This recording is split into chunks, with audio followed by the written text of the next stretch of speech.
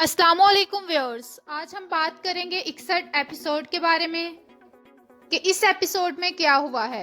Video की तरफ आगे बढ़ने से पहले मेरा चैनल सब्सक्राइब करिएगा और बेल आइकन पे क्लिक कर दीजिएगा ताकि हर आने वाली वीडियोस आपको मिलती रहें।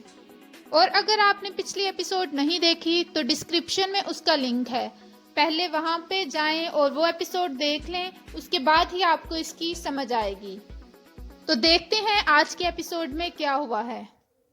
किस्त के आगाज में ओराल वेसुलस के पास आता है। वेसुलस कहता है, मैं सोच रहा हूँ कि मैं अर्तुगरुल की पहले आंखें निकालूंगा या फिर मैं उसकी गर्दन काटूंगा। ओराल कहता है, इससे पहले तुम्हें अपने लोगों में गद्दार तलाश करना चाहिए।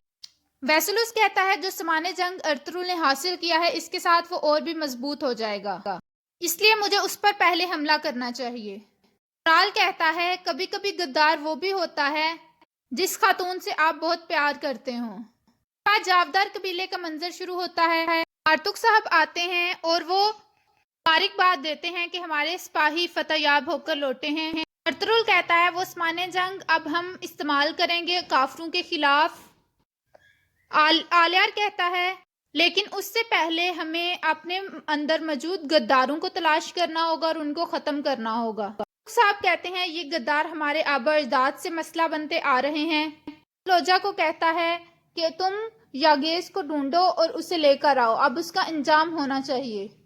अर्तुगरुल कहता है, गद्दारी का आखिर यही अंजाम होता है। इसके बाद कारखाने का मंजर शुरू होता है। रीमा कुछ तलाश कर रही होती है। न्याली खतून कहती है कि वो नमूने मैंने औरतों को बांट दिए थे। रीमा कहती है, तुमने मेरे संदूक को हाथ लगाने की कोशिश भी किस तरह से की। गोनियाली कहती है कि मेरा इरादा गलत नहीं था, मैंने सिर्फ आपकी मदद करने की कोशिश की है। खातून कहती हैं कि गुस्सा थूक दो।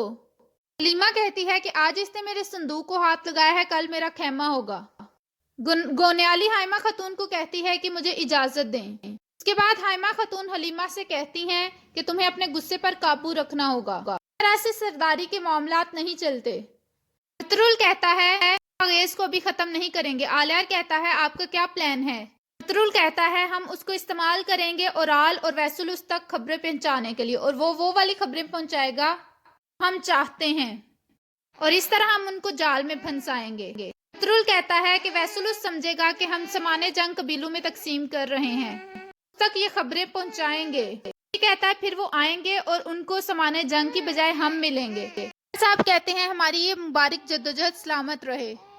उसी तरफ काराचाइसर किले में हलीना परेशान हो रही होती है, मेरी वजह से बेगुनाह लोग ना मारे जाएं कहीं। दरवाजा खटखटाता है कोई।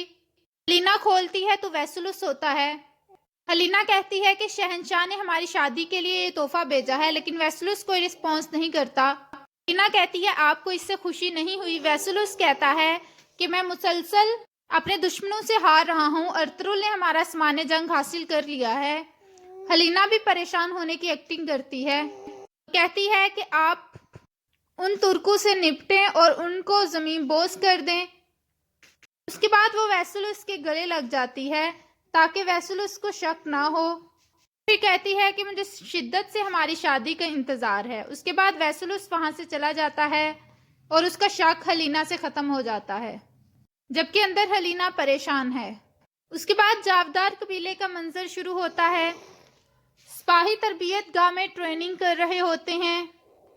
अब्दुर्रहमान, कुतलोजा और दुहान वहां पर आते हैं और वो तमाम सिपाहियों को कहते हैं कि मेरी तरफ मतवज्जो हो। यागेस भी वहां पर फौरी पहुंच जाता है। कुतलोजा बताता है कि अर्तुगरुल साहब सामान्य जंग बाकी कबाइल को पहुंचाना चाह रहे हैं और कल हम वो सामान्य जंग लेकर जाएंगे। दुहान बताता है कि अर्तुगरुल साहब इसको अपनी निगरानी में करेंगे।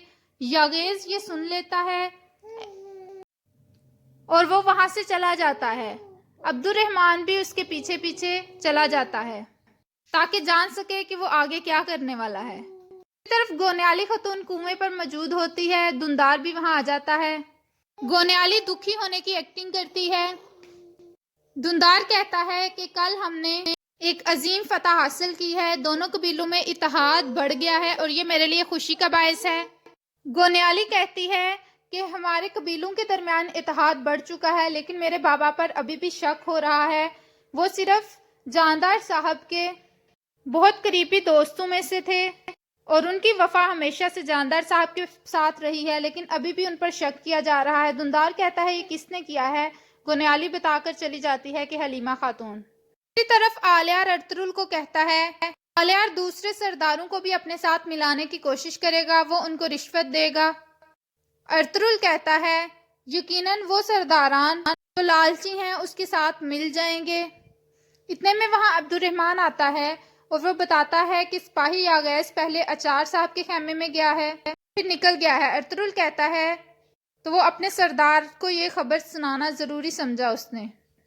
دوسری طرف آلیار ایک باغی سردار کے ساتھ میٹنگ کر رہا ہوتا ہے۔ وہ ایک جگہ اس کے پاس آتا ہے اور کہتا ہے کہ ارطغرل اور آلیار یہ زمینیں برباد کر دیں گے، وہ ایسے لوگوں کے ساتھ پنگا کر رہے ہیں جن کے ساتھ نہیں کرنا چاہیے۔ وہ سردار کہتا ہے کہ میں کیسے اپنے لوگوں کو اس کے بارے میں راضی کروں گا۔ کچھ سونے کے سکے اس سردار کو دیتا ہے۔ اتنے میں وہاں پر یاغیث سپاہی آ جاتا ہے اور وہ بتاتا ہے ارطغرل سامان جنگ تمام قبیلوں میں تقسیم کرنے والا ہے۔ اورال کہتا ہے یہ تم نے مجھے اچھی خبر سنائی ہے۔ اس کے بعد کائی قبیلے کا منظر شروع ہوتا ہے۔ ارطغرل اپنے سپاہیوں کے ساتھ رات کا کھانا کھا رہا ہوتا ہے، لیکن بمسی خاموشی سے بیٹھا ہوتا ہے۔ ترگت اسے گوشت پیش کرتا ہے، وہ لینے سے انکار کر دیتا ہے۔ ارطغرل کہتا ہے یہ کھاؤ، تمہارا مسئلہ بھی ہم حل کریں گے، اس کے علاوہ تم نے کل دشمنوں سے لڑنا ہے، اس کے لیے تمہارا طاقتور ہونا ضروری ہے۔ اس کے بعد بمسی خوشی سے کھانا کھانا شروع کر دیتا ہے۔ حلیمہ چپ کر کے بیٹھی ہوتی ہے۔ حائمہ خاتون پوچھتی ہے تم کھوئی کھوئی کیوں ہو؟ کیا تمہارے ساتھ کوئی مسئلہ ہے؟ حلیمہ کہتی ہے کہ دندار مسلسل گونیالی خاتون کی طرف متوجہ ہے، اگر ایسا ہی رہا تو گونیالی خاتون ہمارے درمیان کوئی مسئلہ کھڑا نہ کر دے۔ آپ کا کیا خیال ہے؟ خاتون کہتی ہیں وہ جوان خون ہے، ہم اس کو اس طرح سے نہیں روک سکتے۔ حلیمہ کہتی ہے کیا مجھے اس کے بارے میں ارطغرل صاحب کو خبر کرنی چاہیے؟ حائمہ خاتون کہتی ہیں کہ تم کیا چاہتی ہو دونوں بھائیوں کے درمیان دراڑ آئے؟ میری اولاد کو آپس میں مضبوط رہنے دو، تم اس کے بارے میں ارطغرل کو نہیں بتاؤ گی۔ دوسری طرف جاودار قبیلے میں اچار صاحب اور گونیالی خاتون کھانا کھا رہے ہوتے ہیں۔ وہ گونیالی سے پوچھتا ہے کہ تم دندار پر مسلسل نظر رکھو اور کائی پر بھروسہ نہیں کرنا۔ گونیالی خاتون کہتی ہے جیسا آپ چاہیں گے میں ویسا ہی کروں گی۔ اس کے بعد کاراچائسر قلعے کا منظر شروع ہوتا ہے۔ ویسلوس اپنے کمرے میں موجود ہوتا ہے، اورال ویسلوس کے پاس آتا ہے۔ ویسلوس کہتا ہے آؤ میرے ساتھ کھانا کھاؤ۔